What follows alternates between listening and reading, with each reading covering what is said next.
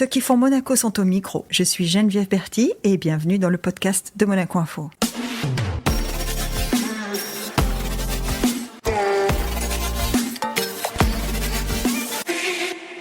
Notre invité du jour est un monégasque impliqué en principauté. Exilé à Bordeaux, Paris, Londres pour ses études de commerce, puis en Suède pour ses premières expériences dans le monde de l'entreprise, il a choisi de rentrer en principauté en 2015. Ancien conseiller national, la question que tout le monde se pose, c'est « Est-il toujours passionné par la chose publique ?» Bonjour Marc Moreau. Bonjour Geneviève, merci de me recevoir. Marc, alors, allons-y direct. Est-ce que tu es toujours passionné par la chose publique ou pas ? Tout à fait, je vous le confirme, je suis vraiment passionné, et ça depuis tout petit, évidemment encore plus après ces 5 dernières années au Conseil national pour mon mandat. Parce que tu dis depuis tout petit, parce que bon, là je viens de le dire brièvement, mais depuis tout petit tu as quand même pas mal voyagé. Donc tu fais quoi ? Tu fais tes études à Monaco, tu passes ton bac à Monaco. Tout à fait, ouais. Et après, Marc Moreau, je m'en vais. Et après, exactement, il était temps de décider où on voulait faire nos études, tous, pour tous ceux qui avaient évidemment le baccalauréat à 18 ans. Et donc, pour ma part, j'ai choisi de faire une prépa intégrée en école de commerce, donc à Bordeaux, tout d'abord. Donc, c'était pour moi très important de faire ces études-là parce que j'ai toujours aimé le goût de l'entrepreneuriat, d'être porteur de projets. Donc, à partir de là, je me suis dit, école de commerce, c'est vraiment ce qu'il me faut. Business school, on apprend plein de matières différentes, la gestion, la comptabilité, le marketing, la communication. Et c'est ce qui va peut-être pouvoir me permettre un jour après de créer ma propre entreprise, d'être mon propre patron. Donc c'était... parce que tout de suite, toi tu sais que tu veux créer quelque chose à toi. Ouais, c'est quelque chose que je voulais. Alors donc que ça soit une entreprise, que ça soit dans le domaine sinon associatif, ça a toujours été quelque chose que j'ai eu depuis adolescent, qui m'a fait vibrer. C'est de commencer, prendre un projet vraiment d'une page blanche, de zéro, de l'amener à 100 et de pouvoir créer de la valeur. Donc que ça soit voilà, dans le milieu professionnel, dans le milieu associatif, j'ai toujours voulu entamer des choses. Avant de parler boulot, on va parler passion, en tout cas implication, si c'est pas passion. Parce que en préparant tout ça, on s'est rendu compte quand même que l'engagement associatif de Marc Moreau, c'est pas un vain mot quand même. Hein. Et il me semble... Alors, parlons de Petit. Petit, c'est le phare. Bien sûr, tout à fait. Le phare, c'est quoi ? C'est pour faire comme tout le monde dans la famille ou c'est... Voilà, il y a bien eu quelque chose qui t'a poussé ? Bien sûr. Alors, il y a une tradition familiale, bien évidemment, pour le phare, mais c'est aussi pour se tourner vers les autres. C'est-à-dire que depuis adolescent, moi, j'ai été animé au phare. Et puis, quand j'ai eu 16-17 ans, j'ai eu l'opportunité de devenir, moi, animateur et donc d'animer des enfants plus jeunes que moi. Donc, ça a été quelque chose de très formateur parce que, justement, on passe d'animé à animateur. On a un petit peu des responsabilités et puis on a un contact. Donc pour moi, super important de passer des week-ends, évidemment bénévolement, de donner du temps et de pouvoir à notre tout petit niveau, mais aussi faire des activités. Et voilà, ça a été quelque chose qui m'a énormément apporté au niveau personnel et où on passe des vrais moments dans une super ambiance. C'est sûr. Alors ça, c'est un engagement qui est un engagement sociétal plus que humanitaire. Hein, on va dire le phare. Tout à fait. De jeunesse. De jeunesse, on donne du temps, de mouvement de jeunesse. Donc c'est. Mais après, il me semble quand même que avec l'APPO, qui est donc l'association du père Pedro Opeka. Tout à fait. À Madagascar. À Madagascar, tu t'es aussi tourné vers des engagements qui sont plus. Alors on reste dans la jeunesse, hein, puisque le père Pedro il s'occupe d'enfants. Donc, on reste dans la jeunesse, mais tu t'es aussi occupé de donner les moyens. Absolument, mais c'était aussi quelque chose qui me tenait à cœur, surtout à Madagascar qui a une place particulière dans mon cœur.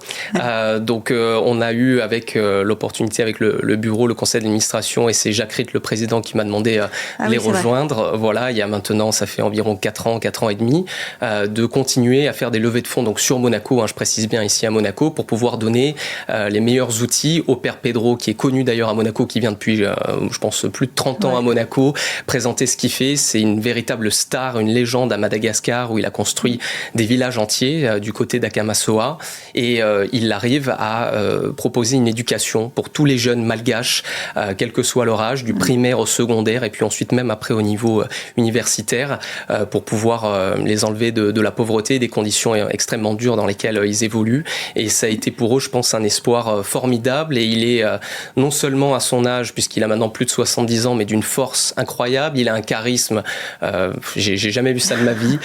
C'est une force de la nature, comme on dit. Donc ça a été, voilà, quand j'ai pu contribuer à notre, encore une fois, tout petit niveau à Monaco, puisqu'il a plein d'associations dans plein de pays différents. Qui contribuent, oui. Exactement. De toute façon, il faut beaucoup de moyens pour faire ce qu'il fait. Il faut absolument, il faut des ressources bien évidemment financières, c'est le nerf de la guerre, mais aussi des ressources matérielles et des appuis, des soutiens. Des ressources techniques aussi. Parce que quand on propose de l'éducation, il faut aussi des professionnels qui s'y dédient. Absolument. C'est pas possible. Il faut des gens qui soient compétents, qui soient valables et qui puissent transmettre leur passion d'apprendre. Donc, en ayant la chance de le rencontrer 2-3 fois là depuis qu'il est revenu à Monaco, puisqu'il essaie de venir environ une fois par an. À chaque fois, il a des témoignages qui, moi, m'ont vraiment bouleversé. On fait un vrai pincement au cœur parce qu'on sent la personne qui vit, qui a dédié sa vie à aider les personnes en difficulté et qui est sur le terrain tous les jours. Et ça, pour moi, c'est un exemple formidable. Et il a maintenant plus de 70 ans, il a toujours une énergie, un peps formidable. Donc ça, c'est de loin évidemment une des associations avec laquelle qui t'est le plus cher, qui m'est le plus cher, et ça fait maintenant 4 ans et demi. C'est un acte de foi de s'engager dans ce genre de projet? Alors oui, mais pas que. Je considère en tout cas qu'il n'y a pas besoin forcément d'avoir la foi pour essayer de faire du bien dans sa vie et de vivre selon certains principes de vie, de valeurs. Donc chacun est libre bien sûr avec sa foi. C'est quelque chose qui pour moi est quelque chose de personnel. Moi bien évidemment ça m'habite, mais j'aime beaucoup évoluer dans différents endroits où il y a des gens qui aient la foi, qui n'aient pas la foi.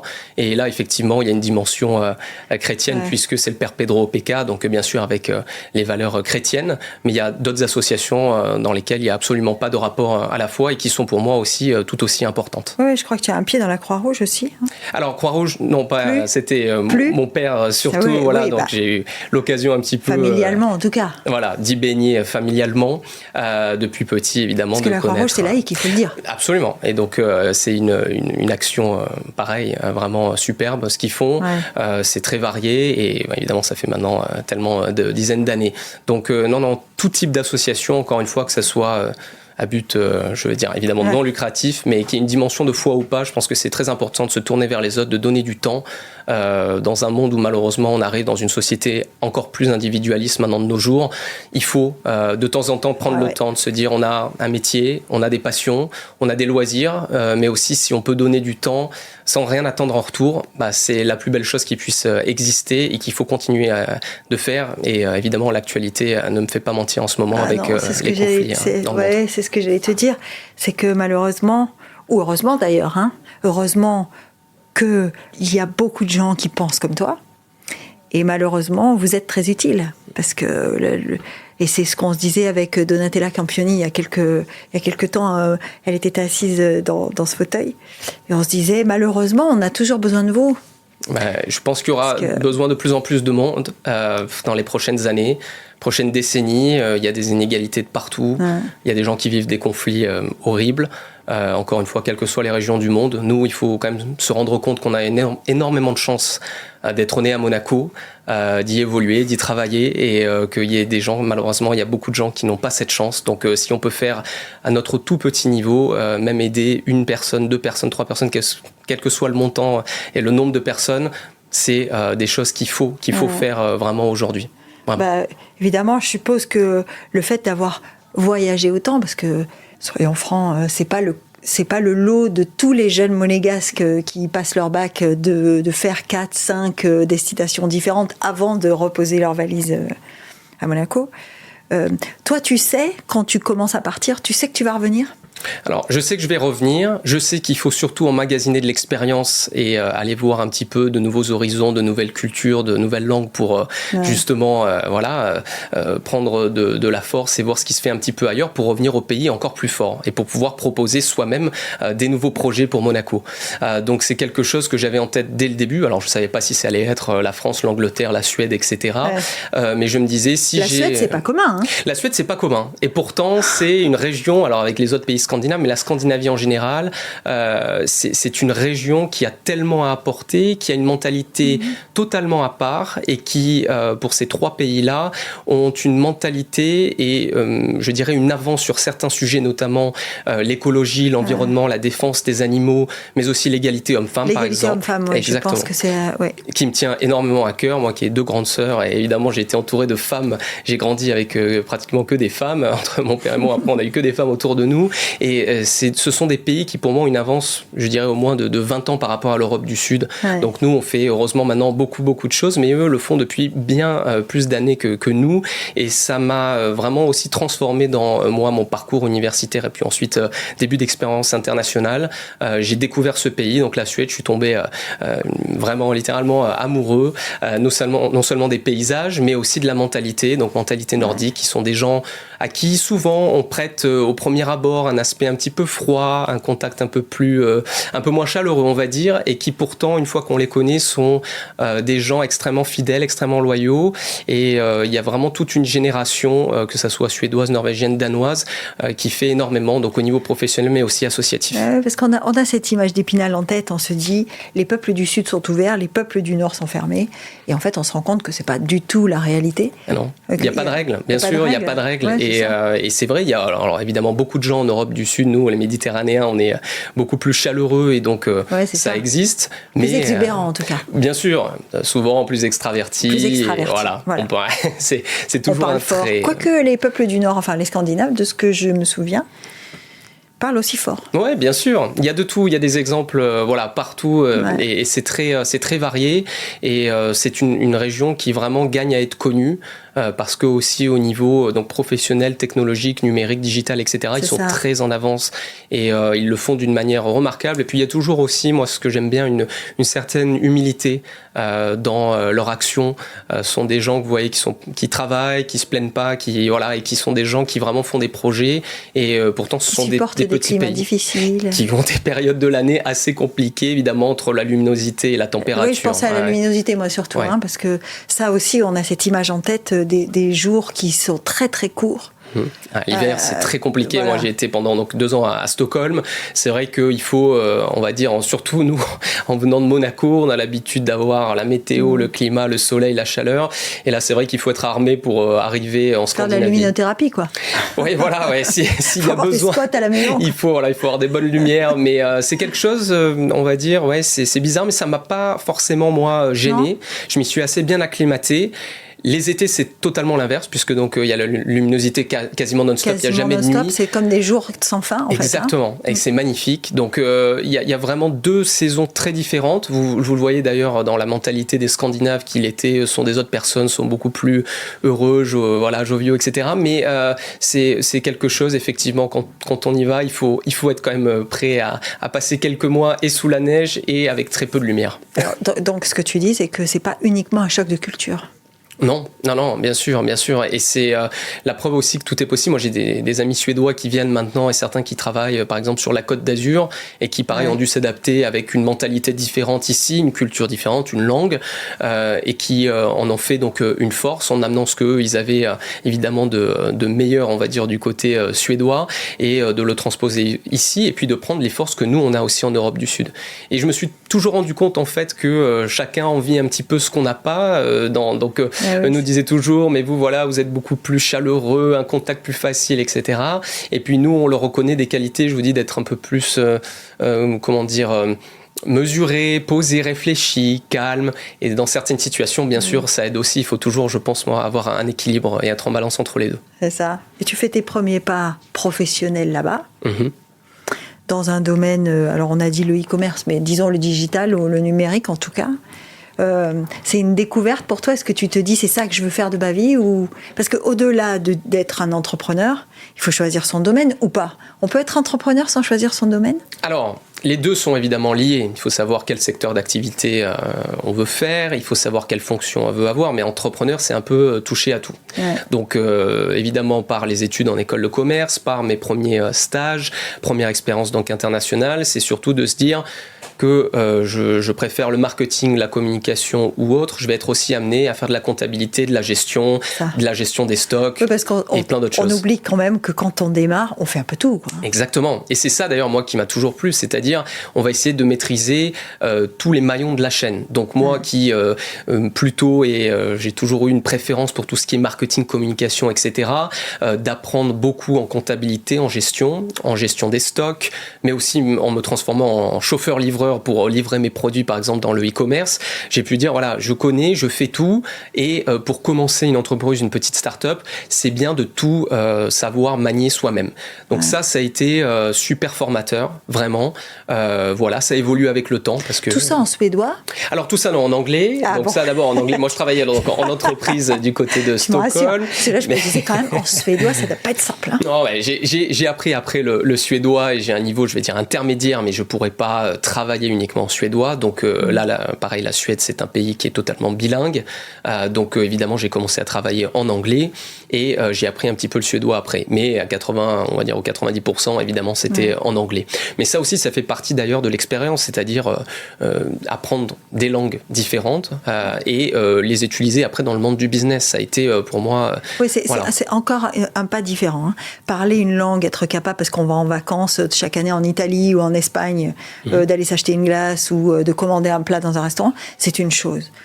Travailler dans cette langue, c'en est une autre. Bien sûr, et en plus y comprendre l'aspect culturel, c'est-à-dire que vous avez, quand vous êtes dans des marchés comme ça, alors par exemple le marché scandinave, mais ça peut être d'autres marchés, vous devez apprendre rapidement que ce qui est peut-être très naturel en Europe du Sud va être totalement différent là-bas. Donc il faut vous adapter si vous voulez avoir une chance de non seulement survivre, mais d'être en plus performant dans votre entreprise.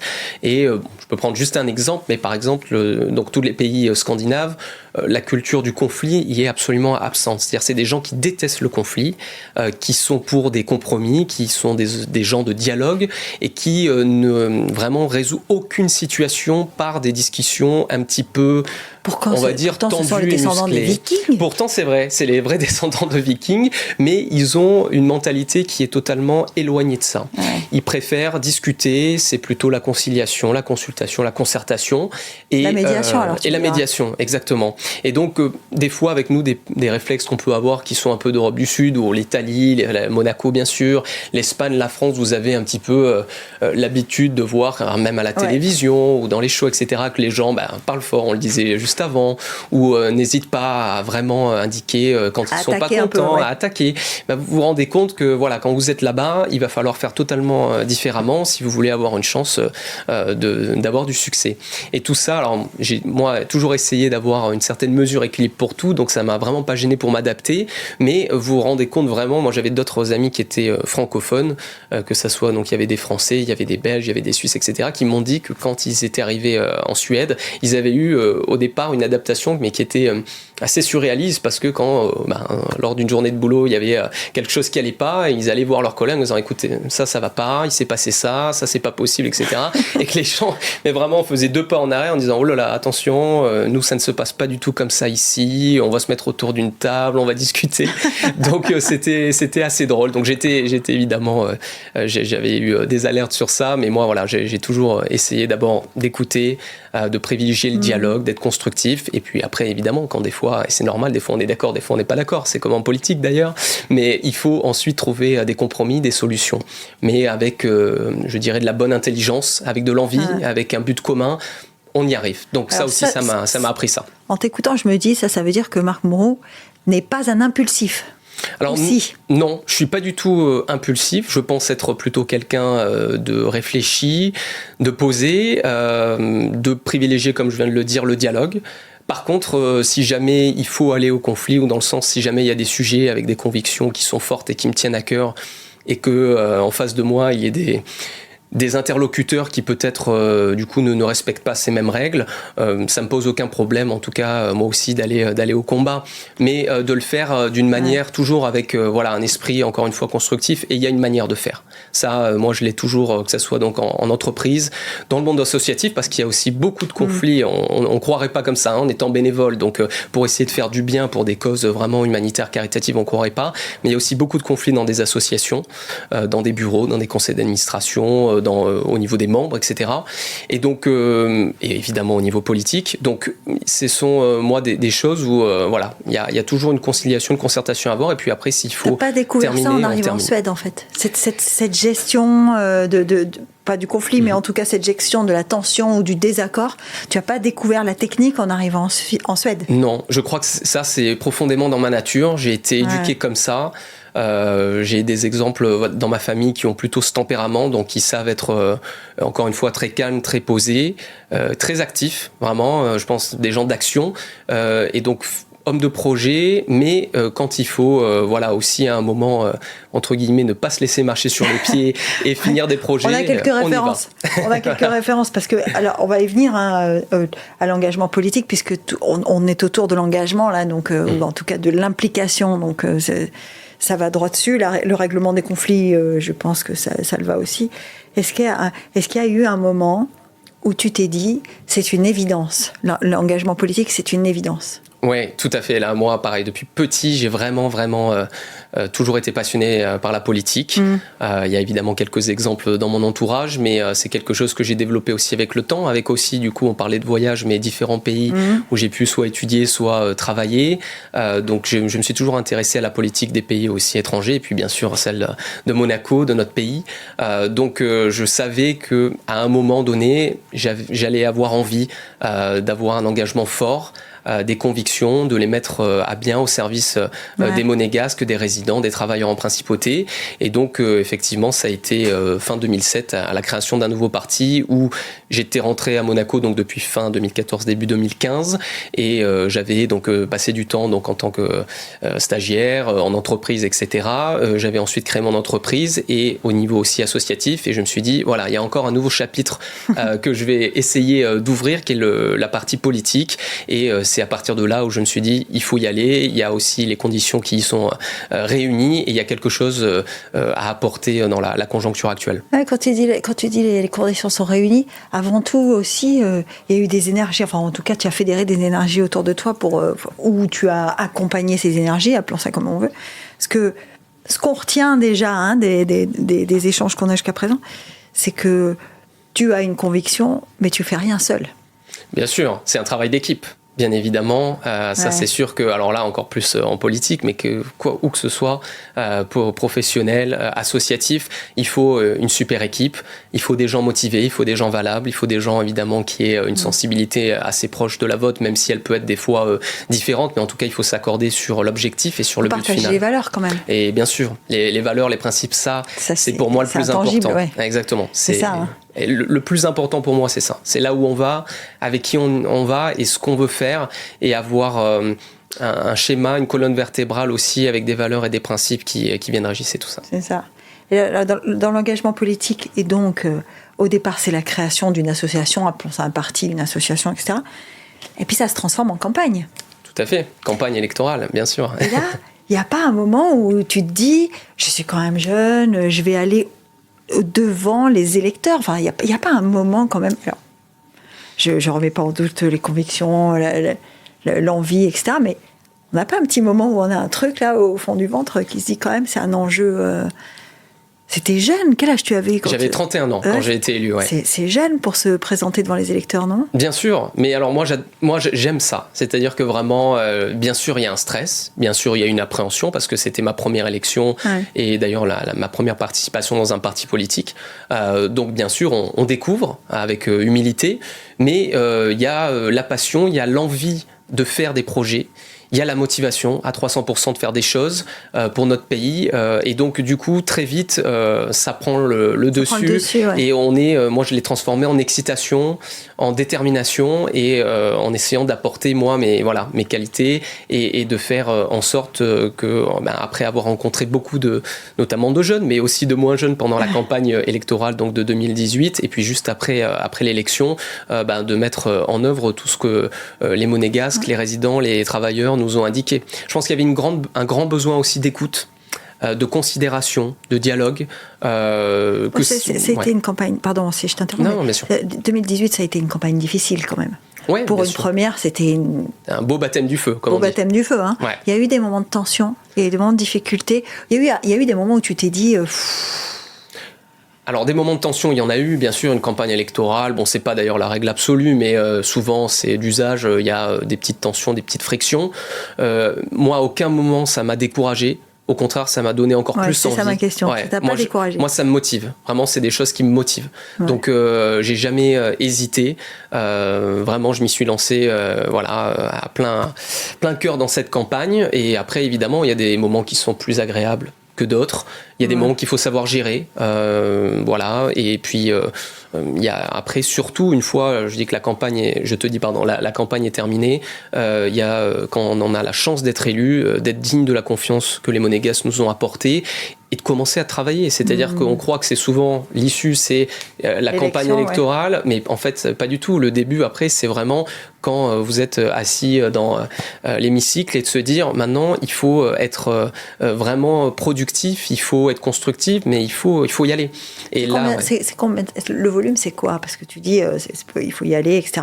Le volume, c'est quoi? Dans la vie de Marc Moreau, quand il s'assoit dans l'hémicycle, le volume de travail, d'implication, de mise à disposition pour un élu, c'est quoi? Pour toi, en tout cas. Alors moi, j'ai vraiment, parce que je considérais vraiment mon mandat, en tout cas, c'est ma conception de la politique, je me suis dit, si je me porte candidat, je veux y être à pratiquement 100% de mon temps. Donc évidemment, j'ai une entreprise, évidemment, j'ai des associations. Parce qu'à l'époque, tu as déjà fondé Vertige. Donc tout à fait. C'est une boîte qui marche, qui fonctionne. Tout à fait. Et qui a un patron qui s'appelle Marc Moreau. Bien sûr, et qui doit continuer. Donc ça a été un choix aussi, parce que moi, je me suis dit, si je me porte candidat, c'est pour vraiment essayer de travailler au maximum en tant qu'élu.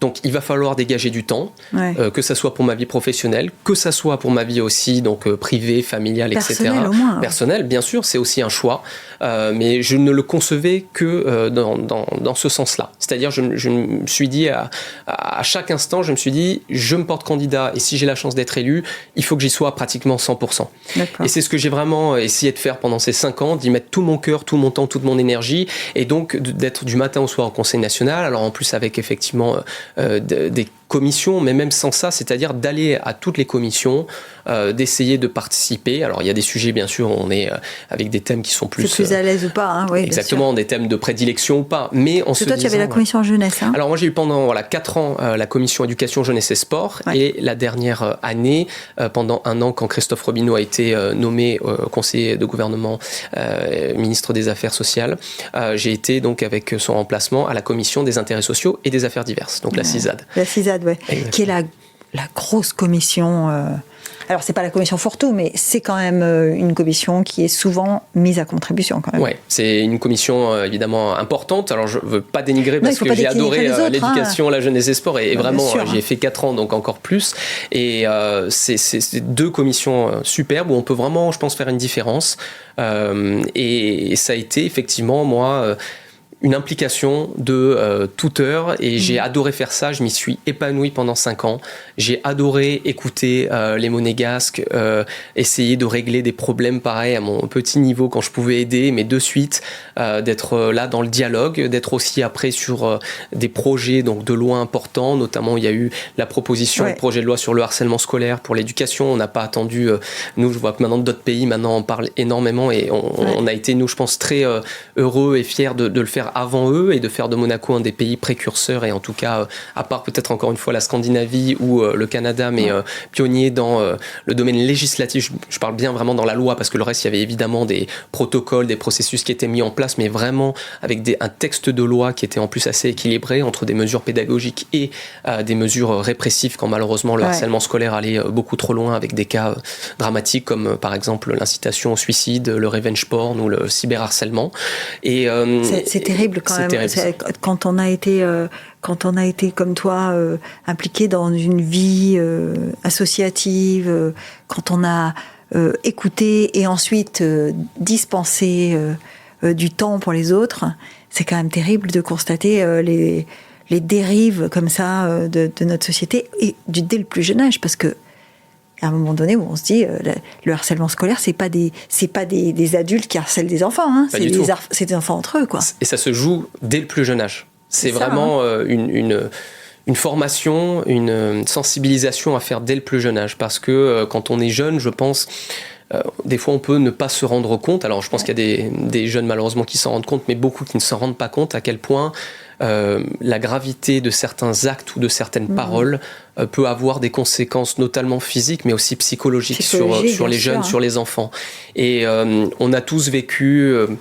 je pense malheureusement quelques commentaires désagréables une fois de temps en temps quand on était jeune. Ça arrive malheureusement à tout le monde, mais dans la société actuelle de nos jours, on a aussi malheureusement le fléau, parce que bien utilisés, les réseaux sociaux sont un merveilleux outil, mais mal utilisés, ça peut faire énormément de dégâts, et surtout ce qui s'arrêtait avant à la cour de récréation ou à l'école, à la sortie de l'école, continue maintenant sur les réseaux sociaux, à la maison, dans les clubs sportifs, dans les clubs associatifs. Et donc, il y a malheureusement beaucoup à faire encore. On l'a fait, je pense, du niveau législatif. Il y aura toujours plus à faire parce qu'on peut toujours faire mieux, toujours encore plus. Mais je pense que ça, c'était vraiment un texte extrêmement important et demandé par les gens. Il y avait besoin de protection quand même. Tout à fait. Et encore une fois, les différentes entités, je pense à l'éducation nationale, que ce soit à Monaco ou dans d'autres pays, je pense que ce sont des gens qui essaient de faire énormément, ils le font, mais après il faut aussi les doter d'un texte législatif fort, encore une fois avec deux versants, et pédagogique, parce que ce n'est pas uniquement que de la répression, il faut aussi une éducation à la bienveillance, gestion de conflits, gestion de ses émotions. Il faut, je pense, vraiment former les adolescents à tout ça, et même les plus petits enfants, comme je vous dis, ça démarre au plus jeune âge, mais également un volet un peu plus répressif et des dispositions pénales renforcées quand on arrive à des extrémités qui, on l'a vu encore là dans le pays voisin avec un drame il n'y a pas si longtemps. Et quand on en arrive à ce genre d'extrémité, je me dis, on n'en fait jamais assez, il faudra toujours en faire plus. Est-ce que c'est pas finalement un peu... Alors, on parlait d'humanitaire tout à l'heure, et je suis sûre que dans le monde humanitaire, c'est ce qu'on se dit, mais est-ce que c'est pas un peu ce que se dit l'homme politique de « ça sera jamais terminé » en fait ? Bien sûr, et ça c'est, je pense, le propre de tout pays, de toute société. Des problèmes, il y en aura toujours. Oui, c'est ça. Il y en aura tout le temps. Il y en aura peut-être malheureusement encore plus. Et je pense qu'il faut voir, en tout cas moi c'est la manière dont je vois aussi la fonction politique, c'est pas de se sentir... attaquer ou de se dire mais en fait telle personne parle de tel sujet, ça veut peut-être dire qu'on m'attaque et qu'on me dit que j'ai mal fait mon travail. C'est pas personnel en fait. Non, il faut pas, je pense pas en tout cas. Moi je dis non, bien sûr vous avez raison, ça c'est un problème. On parlait du harcèlement scolaire, bon il y a plein d'autres sujets, mais vous avez raison, il y en a. On est à Monaco, on est extrêmement privilégié, on a des conditions incroyables, mais malheureusement aussi on n'y échappe pas. Et donc, au lieu de essayer de se dire « Mon Dieu, on se voile la face » ou « Mon Dieu, on essaie de mettre ça sous le tapis et de pas trop en parler », non, il faut plutôt regarder la vérité en face et de se dire « Que peut-on proposer encore de plus pour lutter mieux contre ce sujet ou ce sujet-là ». On en fait énormément, les gens je pense le savent, et en grande majorité les gens qui viennent là, aussi les résidents d'ailleurs louent Monaco pour avoir une sécurité extraordinaire, une éducation extraordinaire. Une société équilibrée. Une société équilibrée, respectueuse. Donc les gens le reconnaissent, aiment Monaco pour cela. Nous aussi, je pense qu'on aime notre pays pour cela, mais je pense aussi qu'il faut se dire, on peut toujours faire mieux, il faut toujours faire mieux, et il ne faut pas le prendre comme une attaque, il faut se dire au contraire, on se retrousse les manches, on se donne tous un peu la main, toutes les institutions. Bon, ça c'est plus le côté politique, mais aussi le monde associatif qui fait beaucoup, notamment donc le harcèlement scolaire. Moi j'avais fait pendant 1 an pour la proposition avec Action Innocence, avec Jeunes J'écoute, avec d'autres associations de protection de l'enfance. On retrouve le travail d'équipe, monsieur. Voilà, et qui en plus a un versant et un angle totalement différent de ce que moi je pouvais avoir au niveau purement législatif, politique. Ça c'est des associations qui sont sur le terrain, qui ont des enfants qui sont victimes par exemple de tel fléau, de tel autre fléau, et qui viennent vous donner leur ressenti et leur pratique sur le terrain. Justement, qu'est-ce que tu me dirais, parce que souvent on dit l'homme politique n'est pas sur le terrain, donc voilà, l'homme ou la femme d'ailleurs, je n'ai pas l'idée de dire que ce ne sont que les hommes, mais l'homme ou la femme politique n'est pas sur le terrain.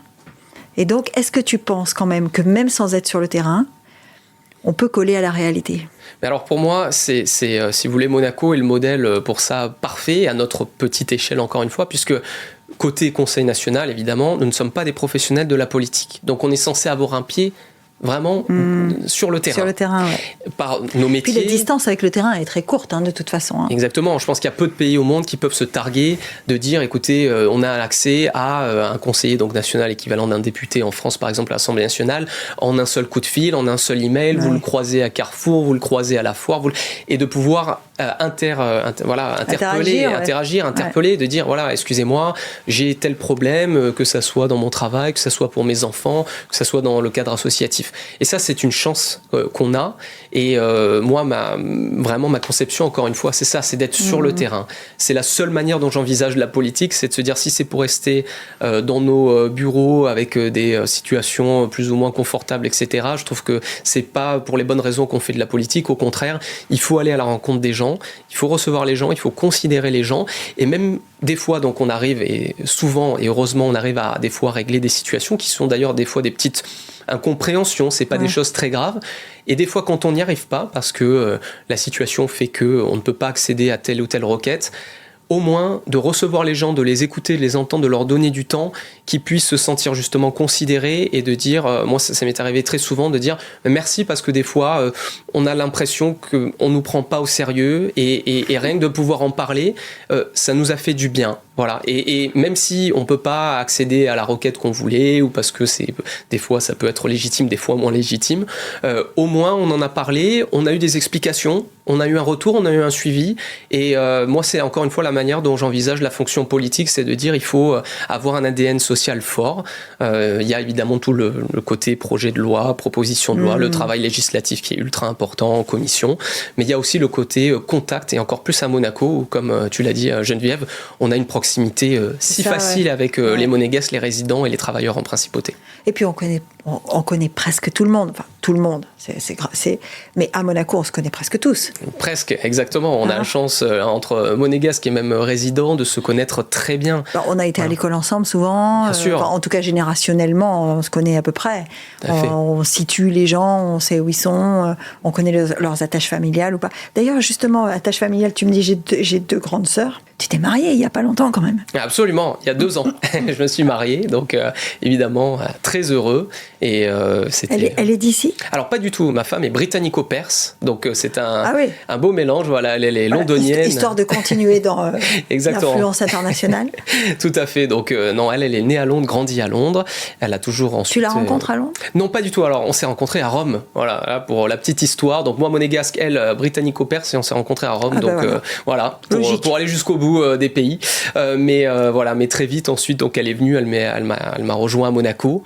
Et puis voilà, on s'est mariés à 2 ans. Ça fait évidemment plus longtemps maintenant qu'on est ensemble. Bah oui. Mais ouais. C'est la raison pour laquelle tu t'es pas représenté ?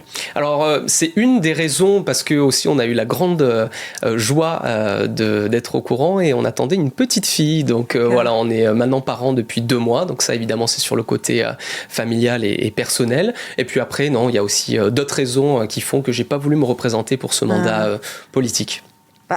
Alors tu dis je suis toujours impliqué. Alors est-ce que ça veut dire que tu es toujours au sein de Primo, toujours actif au sein de Primo ou pas ?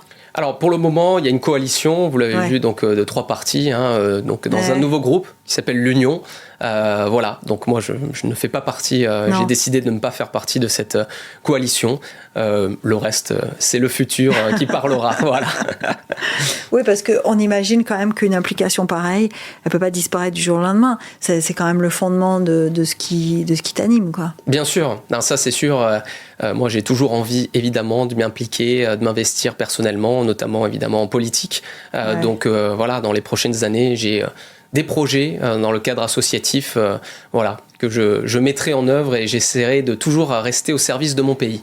Est-ce que la question que je te pose là, de savoir pourquoi tu t'es pas représenté, est-ce qu'il y a des Monégasques qui te l'ont posé dans la rue, quand on te croise ? Est-ce qu'il y a des gens qui t'ont posé la question ? Oui, très gentiment. J'ai eu beaucoup de très beaux retours et ça m'a beaucoup touché. Donc, je remercie toutes les personnes qui m'ont demandé et posé des questions. Donc, moi, j'ai expliqué très facilement. Oui, parce que tu m'as dit que tu étais dans l'écoute et dans le contact. Donc, mais bien sûr, c'est pour ça que je te pose la question. Je me dis, quelqu'un qui a cette personnalité-là, forcément, connaissant les Monégasques comme on les connaît, ils ont dû lui poser la question. Bien sûr, et toujours, moi j'ai toujours répondu très franchement, donc expliquer les raisons.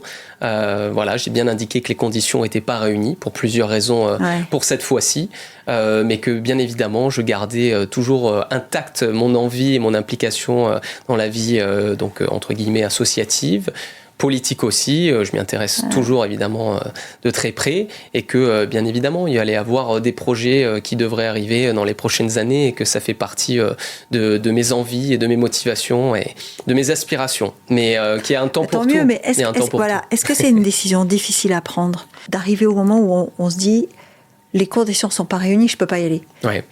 Bah alors oui et non, si vous voulez, oui, parce que comme je l'ai dit, moi je suis passionné, donc effectivement de se dire il va là du jour au lendemain, effectivement il va y avoir quelques mois, années ou même plus qui vont s'écouler, et donc on n'aura pas la possibilité du côté vraiment à l'intérieur de continuer notre action.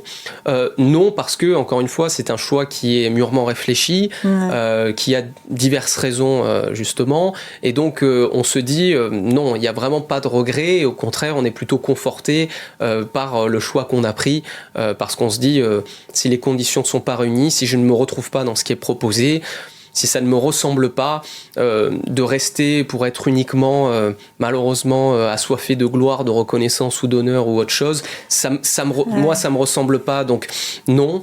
Et donc à partir de là, moi j'étais très tranquille, très apaisé, et surtout très content de mon choix, et je le suis encore plus à l'heure actuelle. Ouais, parce que tu parles de gloire, etc.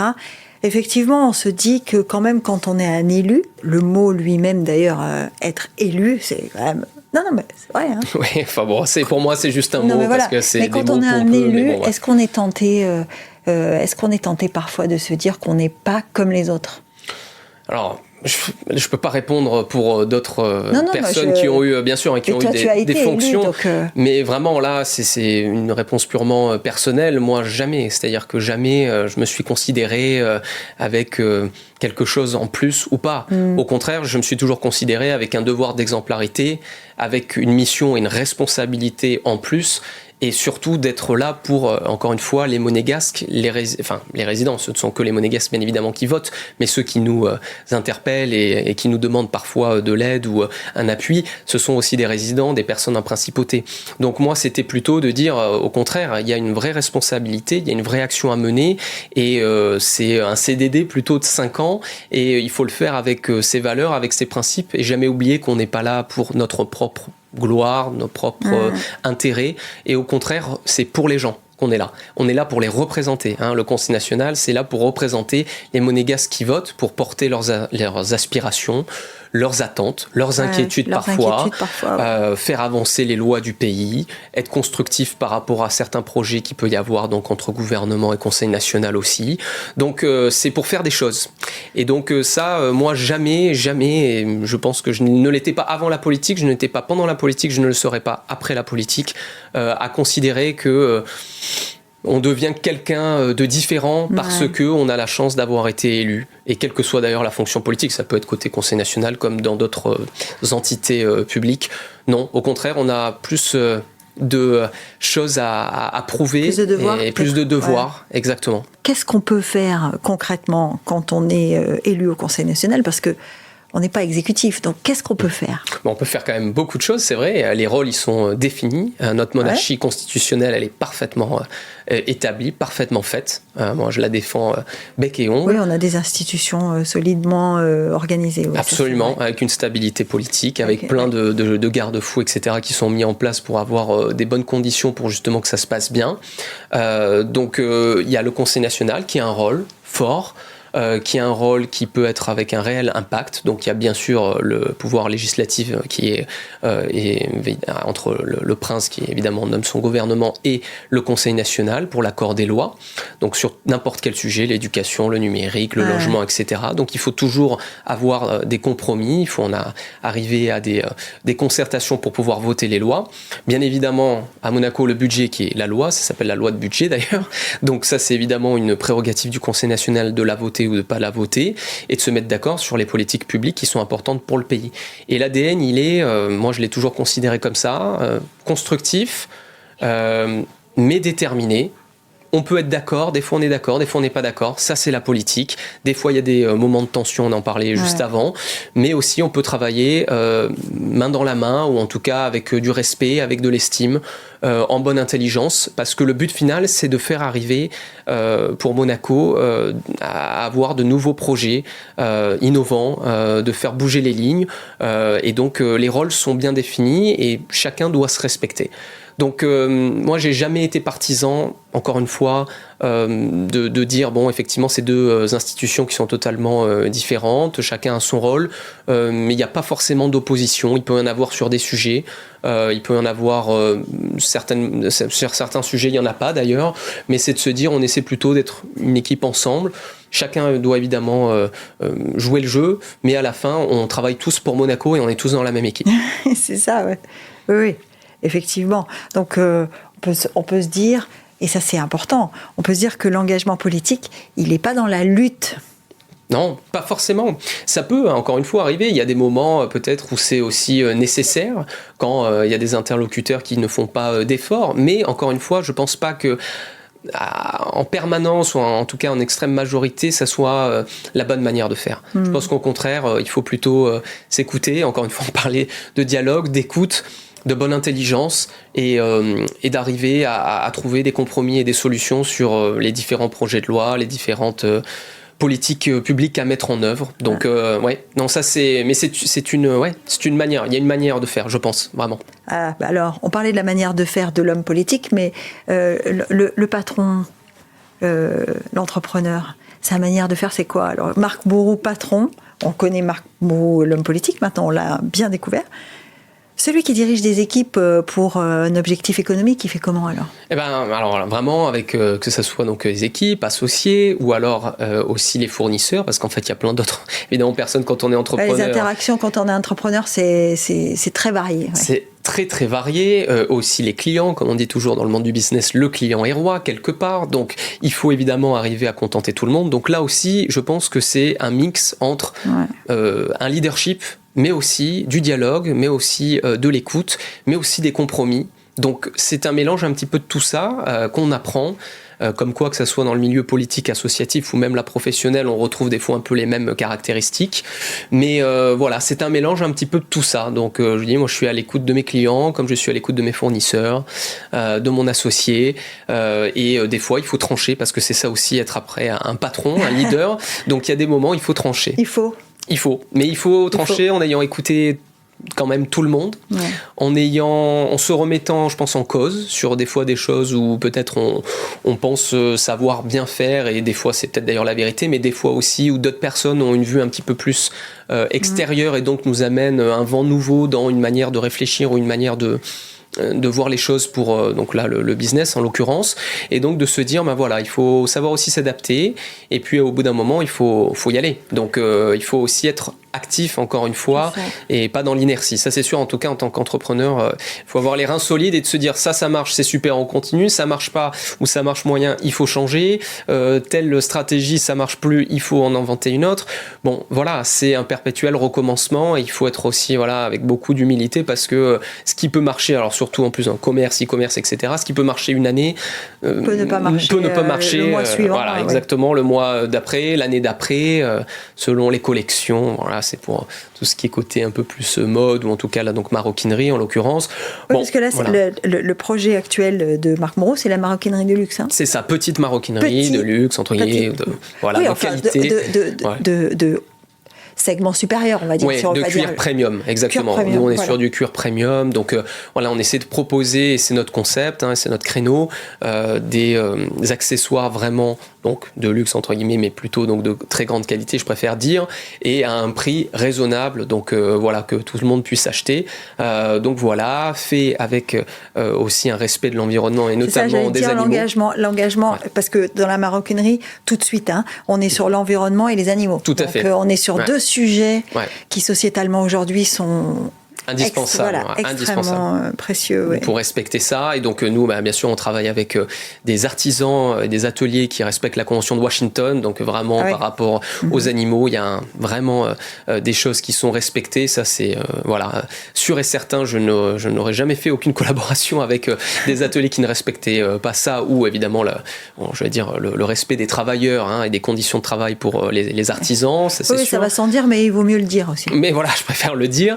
Et puis aussi, sur le côté toujours un peu caritatif, humanitaire, on a mis en place tous les ans une partie de notre chiffre d'affaires et de nos bénéfices aussi, qui est reversée une association humanitaire, avec qui on fait un petit partenariat. Donc de dire, on participe aussi à notre modeste niveau, que ce soit des petites sommes ou pas, mais de dire, on essaie toujours de faire du business qui à la fin peut retourner dans quelque chose qui est bien plus important que juste faire de l'argent et juste faire du business, c'est aider les autres, encore une fois. D'où est-ce que Marc tire son énergie ? Tu vas me dire, Geneviève, je fais comme tout le monde, je me lève, je suis en forme, etc. Mais il y a bien quelque chose. Tu tires ton énergie de quelque part. De quelqu'un. J'essaie, bien sûr. J'ai des exemples, des influences, des gens qui m'ont énormément... C'est ça, t'as eu des mentors ? J'ai eu, mentors, oui, c'est des bien grands mots, mais j'ai des gens qui m'ont effectivement marqué, que ce soit dans le côté familial, que le côté, si vous voulez, public, ou même ça peut être des personnages publics. Donc, moi, ce sont des gens qui, effectivement, ont une motivation, ont une envie, une tonalité, une sonorité dans leur voix qui me dit, il faut, dans le peu de temps qu'on a sur cette terre, parce qu'on est évidemment pas immortel et nos vies sont assez courtes, essayer de faire le plus de choses possible, de faire le plus de bien. Ça, moi, j'y mets vraiment, encore une fois, un accent dans le sens, si on peut faire du bien, c'est encore mieux. Et d'être des gens qui, encore une fois, que ça soit des petits projets, des gros projets, avec du monde, avec peu de monde, quelle que soit la configuration, laisser quelque chose... de dire j'ai essayé d'être créatif, j'ai essayé de faire une association, j'ai essayé de faire une entreprise, j'ai essayé d'avoir un engagement politique, j'ai essayé de faire des choses dans ma vie et d'être actif, et d'aider. Mais t'as pas peur de l'échec alors ? Alors, c'est toujours, bien évidemment, dans un coin de ma tête, et je pense de la tête de, d'ailleurs, tout entrepreneur ou toute personne qui se lance soit en politique, soit dans l'association de son choix. Donc, bien sûr, il y a une peur en se disant, est-ce que je vais être à la hauteur ? Est-ce que je vais y arriver ? Est-ce que je vais pas être ridicule ? Est-ce que je vais avoir les reins assez solides pour ça ? Mais, encore une fois, moi, j'aime beaucoup cette petite adrénaline, cette petite peur, et de me dire... Il faut y aller, il faut le faire, la transformer en énergie positive et se dire on y va, on donne tout et quoi qu'il arrive, j'aurais fait tout ce que j'ai pu et j'ai donné tout ce que j'ai pu dans le projet dans lequel je me suis investi. Et à partir de là, il n'y a pas trop de regrets. On peut toujours se dire, ça, à la fin, ça a peut-être pas marché ou pas. Mais dire, mais ça a marché, ça, il y a énormément de choses qu'on a fait. Et de se dire, c'est cool quand même. Si on suit ce raisonnement-là, on perd pas, en fait. On n'échoue pas, en fait. Mais c'est où on a appris, où on a gagné. Mais c'est ça. Il y a toujours, moi, une phrase que j'ai toujours aimé, qui était l'échec, c'est pas de ne pas essayer, c'est d'arrêter d'essayer. Ouais. Donc à partir de là, on réussit, c'est super. Il y a des grandes victoires et ça c'est génial. Et puis de temps en temps, évidemment, la vie n'est pas faite que de choses agréables. De se dire, là, il y a une petite épreuve, c'est pas grave, je la prends, je la prends en face de moi, j'essaie de la transformer pour la prochaine fois, justement en leçon. Et puis on y va. Et puis de toute façon, on l'a tenté. Donc à partir de là, moi, il n'y a pas trop de regrets parce que je me dis, j'ai essayé de faire des choses. Je pense que ça a plu à des gens. Ça a peut-être fait du bien pour au moins, même si ce n'est qu'une personne. Et puis on regrette pas. Mais c'est vrai, c'est toujours dans un coin de la tête se dire, on espère que ce qu'on entreprend, les gens vont apprécier, les gens vont nous dire que c'est utile, sinon ça sert à rien. Encore une fois, je dis, si c'est juste pour nous se faire entre guillemets mousser, je vois pas l'intérêt, quoi. C'est nul. Donc encore une fois, se dire, on essaie de faire un truc qui est bien, on essaie de le faire en équipe, on essaie de le faire avec des gens qui partagent nos valeurs, partagent notre envie, et puis à partir de là, on y va et on voit ce qui se passe. Alors, qu'est-ce qu'on peut te souhaiter maintenant ? Écoute, juste de continuer à faire et à proposer des projets pour Monaco, pour les Monégasques. Il y a quand même une piste. Je ne donne aucune piste dans le monde associatif. Je rajouterai ça dans plein d'autres domaines également. Mais de continuer à être au service de mon pays. Ça, c'est sûr. Je vais essayer de m'y atteler pour les prochaines années. Écoute, c'est entendu. Tu reviendras nous voir, j'espère. Avec grand plaisir. Et merci encore à toi, Geneviève. Merci, Marc. Merci beaucoup. Merci encore.